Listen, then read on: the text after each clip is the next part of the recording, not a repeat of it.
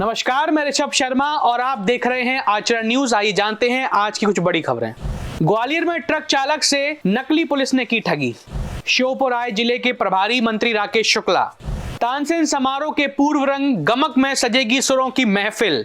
सोना जीतने वाली श्योपुर की बेटी कनक को मिली आर्थिक सहायता। उपराष्ट्रपति जगदीप धनखड़ कल ग्वालियर आएंगे। आइए जानते हैं इन सभी खबरों को विस्तार से।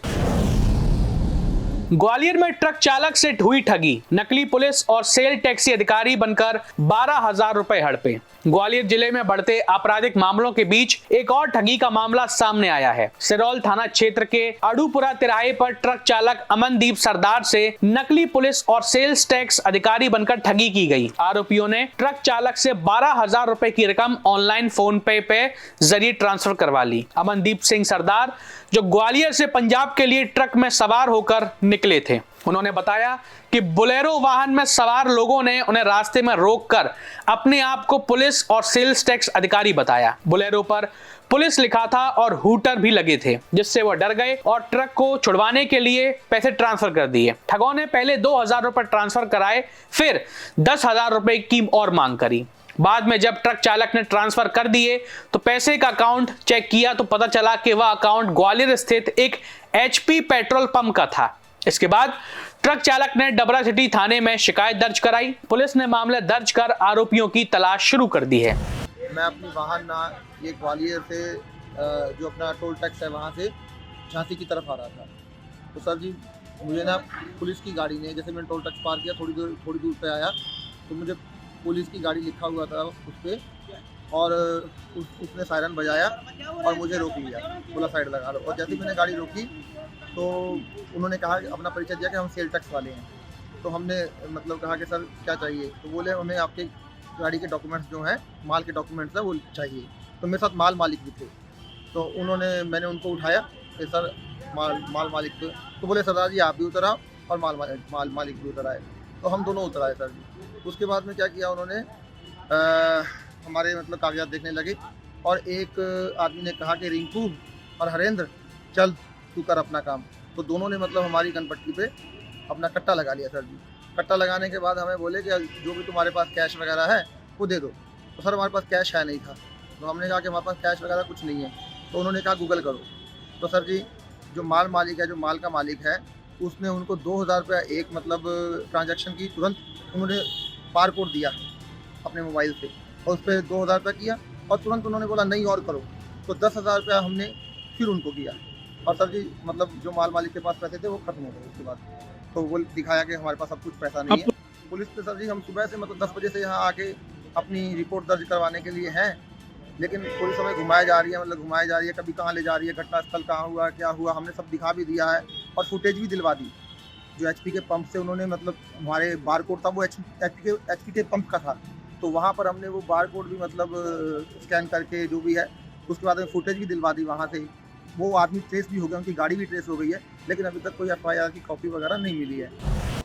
ग्वालियर के सिरौल थाना क्षेत्र में जो है एक फरियादी है अमनदीप सरदार है, संगरूर पंजाब के निवासी हैं। वो एक ट्रक में ट्रैक्टर लेकर पंजाब जा रहे थे, तो सिरौल थाना क्षेत्र में झांसी हाईवे पर एक बोलेरो गाड़ी ने उनको रोका, सेल टैक्स अधिकारी बनके, और उनकी गाड़ी के पेपर वगैरह चेक करें और पेपर चेक करने के बाद उनको धमकाया कि तुम्हारी गाड़ी में पूरे कंप्लीट पेपर नहीं है और तुम्हें जो है हमें पैसे देना पड़ेगी। तो उन्होंने कहा कि हमारे पास कोई पैसे भी नहीं है। तो उन्होंने एक QR कोड दिया, मोबाइल में QR कोड बताया और उसके आधार पर उन्होंने QR कोड पर 12,000 रुपये, एक बार 2,000 रुपये, एक बार 10,000 रुपये, ऐसे टोटल 12,000 रुपये उनसे ज़बरदस्ती वसूल करें। उनके आवेदन पर से जो है अपना एक्सटॉर्शन का अपराध पंजीबद्ध किया गया है। प्रकरण में विवेचना की जा रही। जल्दी से जल्दी जिस QR कोड पर उन्होंने ट्रांजेक्शन करवाया और जो 4 आरोपी हैं बोलेरो से आए थे उनको आइडेंटिफाई करके गिरफ्तार किया जाए।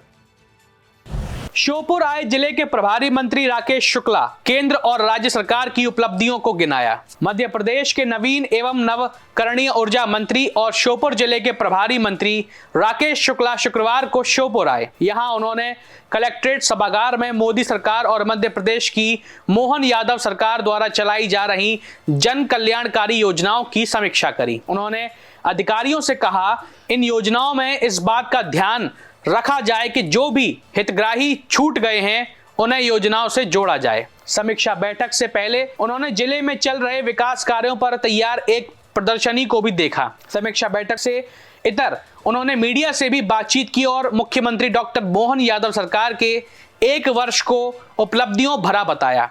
सरकार की उपलब्धियां गिनाते हुए उन्होंने कांग्रेस पर तंज कसते हुए कहा कि कांग्रेस कुछ भी कह सकती है, कांग्रेस के कहने से कुछ नहीं होगा। मध्य प्रदेश में विकास कार्य लगातार जारी हैं और जरूरतमंदों को सरकार की योजनाओं का लाभ भी मिल रहा है। मध्य प्रदेश में माननीय मुख्यमंत्री जी के नेतृत्व में और देश में यशस्वी प्रधानमंत्री जी की मंशा के अनुसार केंद्र और राज्य सरकार की जो योजनाएं हैं, 1 साल सरकार का पूरा हो रहा है। उन योजनाओं को लेकर 1 साल में उसकी पूरी समीक्षा करना और हितग्राही तक पहुंचकर जो हितग्राही छूट गए हैं उन हितग्राहियों को फिर योजना के अंतर्गत लाना, इसके लिए पूरी समीक्षात्मक बैठक है। ये आप लोगों के माध्यम से इसलिए मैं बताना चाहता हूँ कि आप लोग भी जहाँ कहीं ऐसी कोई समस्या है तो आपकी संज्ञान में रहेगी, तो आप भी हमारे अधिकारियों को और उनको बता सकते हैं, हमको भी बता सकते हैं। तो इसमें यह है कि एक योजना बनी है कि वो धरातल पर तक जाए, वो नगरीय क्षेत्र में वार्ड स्तर पर और ग्रामीण क्षेत्र में पंचायत स्तर तक ये सारी समीक्षा होगी। कहाँ पर योजनाओं का लाभ मिल रहा है, कहाँ कोई कमी है, उसको दूर करने का भी काम करेंगे और जो समस्याएं जो हितग्राही छूट गए उनको शामिल करने का भी काम करेंगे। और लगातार जो मुख्यमंत्री जी की मंशा है कि हमारे प्रदेश में किसी भी प्रकार के हितग्राही को कोई वंचित नहीं रहे, इस मंशा के अनुरूप आज बैठे हैं। तानसेन समारोह के पूर्व रंग गमक में सजेगी सुरों की महफिल। गजल गायक चंदन दास पेश करेंगे गजलें। तानसेन संगीत समारोह 2024 रविवार से शुरू हो रहा है। इससे पहले संगीत नगरी ग्वालियर में पूर्व रंग कार्यक्रम जारी है। अब तक 2 बड़ी संगीत सभाएं हो चुकी हैं। इसी कड़ी में तानसेन समारोह की पूर्व संध्या पर शनिवार यानी 14 दिसंबर की शाम 6:30 बजे इंटक मैदान हजीरा में पूर्व रंग गमक की संगीत सभा सजेगी। गमक में विश्वविख्यात गजल गायक चंदन दास अपनी गायकी से समा बांधेंगे।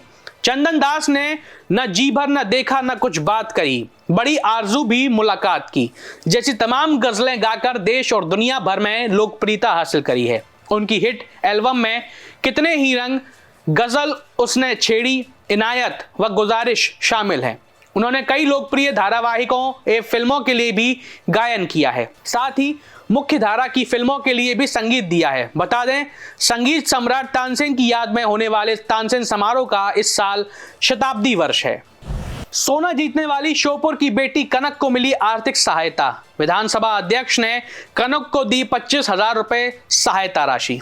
थाईलैंड में 100 और 200 मीटर दौड़ में भारत के लिए गोल्ड मेडल जीतने वाली श्योपुर की बेटी कनक भदौरिया को नपा अध्यक्ष श्रीमती रेणु सुजीत गर्ग की पहल पर विधानसभा अध्यक्ष नरेंद्र सिंह तोमर ने अपनी स्वेच्छा अनुदान निधि से 25,000 रुपए की राशि जारी करी है। इस राशि से खिलाड़ी कनक को अपने खेल में और अधिक बेहतर करने में मदद मिलेगी। उल्लेखनीय है कि बीते दिनों नगर पालिका अध्यक्ष श्रीमती रेणु सुजीत गर्ग ने अपने आवास पर एक सम्मान समारोह का आयोजन भी किया था, जिसमें खिलाड़ी कनक भदौरिया को सम्मान देते हुए विधानसभा अध्यक्ष नरेंद्र सिंह तोमर से मोबाइल पर बात कराई थी, जिसमें तोमर ने कनक भदौरिया को बधाई देते हुए आर्थिक रूप से मदद करने की घोषणा भी करी थी।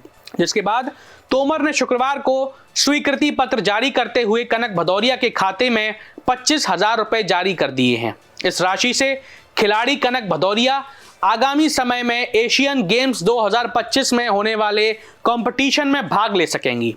तोमर ने खिलाड़ी कनक भदौरिया को विश्वास दिलाया कि वे अपने भविष्य में एक बेहतर खिलाड़ी बनेंगी और देश का नाम अंतरराष्ट्रीय स्तर पर रोशन करेंगे, जिसमें वे अपनी ओर से पूरी मदद करेंगे। इससे पहले श्योपुर की प्रभारी मंत्री राकेश शुक्ला भी कनक को सम्मानित कर चुके हैं। उपराष्ट्रपति जगदीप धनखड़ कल ग्वालियर आएंगे। विभिन्न कार्यक्रमों में लेंगे हिस्सा। सुरक्षा के पुख्ता प्रबंध, जगह जगह हुई है चेकिंग। उपराष्ट्रपति जगदीप धनखड़ कल ग्वालियर आ रहे हैं। शहर में वीआईपी मूवमेंट को देखते हुए सुरक्षा के चौकस प्रबंध किए गए हैं। उपराष्ट्रपति 15 दिसंबर को सुबह 10:55 बजे एयरफोर्स के विशेष विमान से ग्वालियर पहुंचेंगे। उपराष्ट्रपति के निर्धारित कार्यक्रम के मुताबिक 11:22 पर महाराज बाड़ा पहुंचेंगे, जहां वो जियो साइंस म्यूजियम का उद्घाटन करेंगे। इसके बाद 11:45 बजे जीवाजी विश्वविद्यालय में 11:45 पर कैलाशवासी श्रीमंत शिवाजी राव सिंधिया की प्रतिमा का अनावरण भी करेंगे। इसके बाद वह जयविलास पैलेस जाएंगे। जयविलास पैलेस में कार्यक्रम के बाद वह दिल्ली रवाना हो जाएंगे। उपराष्ट्रपति के दौरे को देखते हुए उनके आने जाने के रास्ते पर सुरक्षा के व्यापक इंतजाम किए गए हैं।